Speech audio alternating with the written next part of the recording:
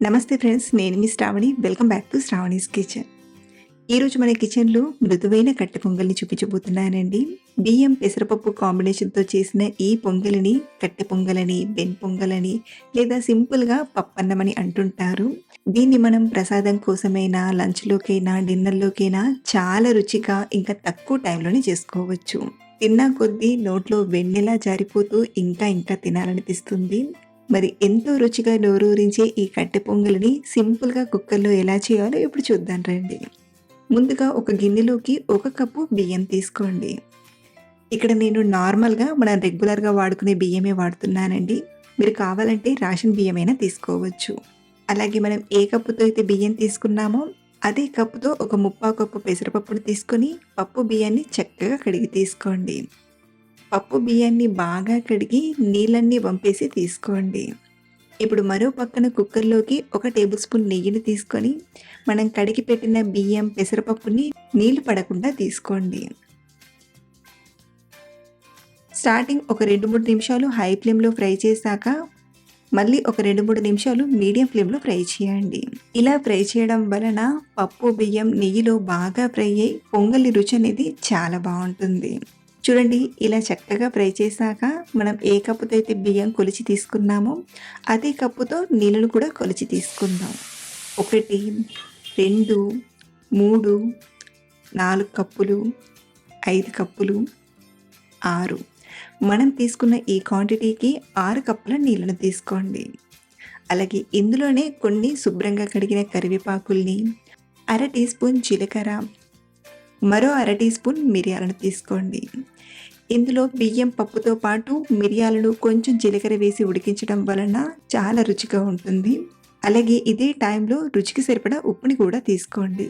ఇప్పుడు కుక్కర్ మూతకున్న రబ్బర్ని విజిల్ని సెట్ చేసి బాగా క్లోజ్ చేసి మంటను మీడియం ఫ్లేమ్లో పెట్టి ఒక 2-3 విజిల్స్ వచ్చేంత వరకు ఉడికించండి. హై ఫ్లేమ్లో పెట్టి ఉడికిస్తే పొంగిపోయే ఛాన్స్ ఉంటుంది కాబట్టి మీడియం ఫ్లేమ్లో ఒక 2-3 విజిల్స్ చేయండి. ఈలోగా మరో పక్కన రోట్లోకి కానీ లేదా మిక్సీ గిన్నెలోకి కానీ ఒక 1/2 టీ స్పూన్ జీలకర్రను తీసుకోండి. అలాగే మరొక టీ స్పూన్ మిరియాలను తీసుకోండి. ఆశీర్వాద్ వారు మంచి నాణ్యమైన ఉన్నతమైన మసాలాస్ని తీసుకుంటారు. సో ఇలా తీసుకున్న జీలకర్రను అలాగే మిరియాలను రఫ్గా దంచి తీసుకుందాం.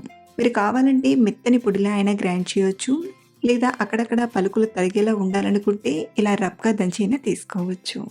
సో ఇలా దంచిన జీలకర్ర మిరియాలను రెడీగా పక్కనుంచుకొని మరో పక్కన ఒక 2-3 విజిల్స్ తర్వాత విజిల్లోని గాలంతా నార్మల్గా పోయాక మూత తీసి చూపిస్తున్నాను. అన్నం పప్పు చక్కగా ఉడికిపోయింది కదా. ఇప్పుడు దీన్ని లైట్గా మెదిపినట్టుగా చేస్తూ కలపండి. మరీ మనం పప్పు గుద్ది పెట్టి రుద్దాల్సిన అవసరం లేదు. ఇలా స్పూన్తోనే లైట్గా మ్యాష్ చేస్తే సరిపోతుంది. అలాగే మనకు పొంగల్ అనేది ఎలా అయితే చల్లారుతుందో అలా కాస్త గట్టిపడుతుంది కాబట్టి ఈ టైంలోనే కన్సిస్టెన్సీని అడ్జస్ట్ చేసుకోవాలి. ఇక్కడ నేను ముందుగానే నీళ్ళను వేడి చేయడానికి మరో పక్కన పెట్టాను. ఆ నీళ్ళను కన్సిస్టెన్సీకి సరిపడా కొంచెం కొంచెంగా తీసుకుంటూ బాగా కలపండి. సుమారు ఇక్కడ నేను ఒక 1/2 కప్పు నుండి 1 కప్పు వరకు నీళ్ళని తీసుకున్నాను. మీకు పొంగల్ అనేది ఇంతకంటే ఇంకొంచెం పల్చగా ఉండాలనుకుంటే మరి కాస్తైనా తీసుకోవచ్చు. సో ఇలా నీళ్ళను తీసుకున్నాక మళ్ళీ ఒక 2-3 నిమిషాలు ఉడికిస్తే సరిపోతుంది. ఇది మరో పక్కన ఉడుకుతూ ఉంటుంది. ఇందులోకి మనం పోపుని ప్రిపేర్ చేసుకుందాం.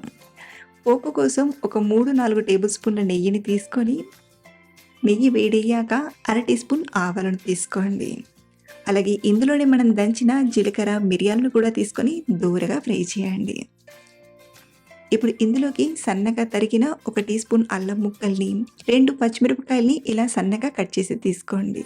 అలాగే ఒక 2 టేబుల్ స్పూన్లంతా జీడిపప్పు పలుకుల్ని తీసుకొని ఫ్రై చేయండి. ఇలా ఫ్రై చేస్తూ ఉండగానే ఇందులోని ఒక 1/4 టీ స్పూన్ ఇంగువను అలాగే కొంచెం కరివేపాకును తీసుకొని పోపుని బాగా ఫ్రై చేయండి. పోపు ఇలా బాగా ఫ్రై అయ్యాక కట్టె పొంగల్లోకి తీసుకొని కలపడమే. ఇలా మనం ప్రసాదం కోసమైనా చేయొచ్చు, లేదా త్వరగా తక్కువ టైంలోనే లంచ్లోకైనా డిన్నర్లోకైనా ప్రిపేర్ చేయాలంటే ఇలా కట్టె పొంగల్ని చేసుకుని వేడి వేడిగా తినేయచ్చు. ఆశీర్వాద్ ఓల్ మసాలాస్ వాడడం వలన మనం చేసిన కట్టె పొంగలి మంచి రుచిగా గుమగుమలాడుతుంది. మీరు కూడా నేను చెప్పినట్టుగా ఈ స్టైల్లో ఒకసారి చేసి చూడండి, చాలా రుచిగా కమ్మగా తినేస్తారు. అలాగే మీరు ట్రై చేశాక మీకు ఎలా కుదిరిందో మళ్ళీ నాతో షేర్ చేసుకోవడం మర్చిపోవద్దు. మరిన్ని సింపుల్ అండ్ క్విక్ రెసిపీస్ కోసం మన ఛానల్ని ఫాలో అవ్వండి. Thanks for watching.